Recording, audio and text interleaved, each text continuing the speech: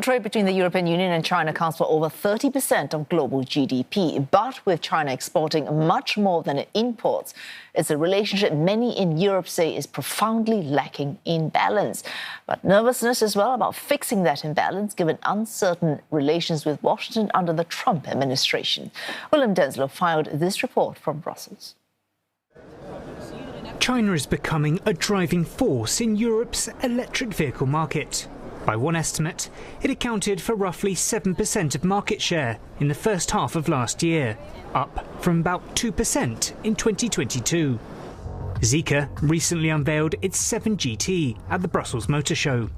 It's among Chinese EV makers gaining ground in new European markets, including the UK and France. We have expanded our brand presence to 12 European countries, one new country every 2 months, more or less.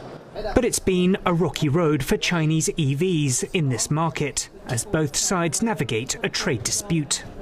Citing unfair subsidies, the EU in 2024 slapped additional car import duties of up to 35.3% on Chinese-made EVs.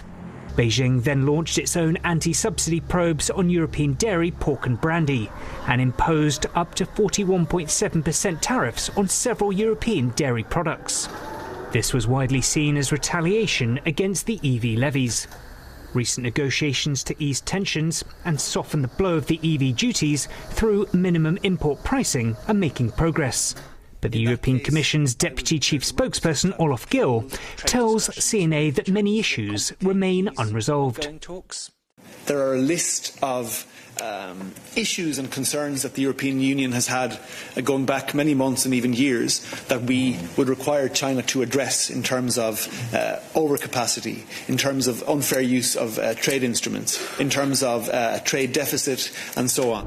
2024 data showed the EU trade deficit with China for goods stood at over $350 billion.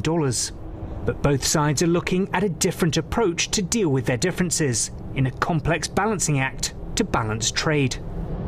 The EU says that trade tensions have led to a need to de-risk, not decouple from China, meaning protecting supply chains without cutting off ties.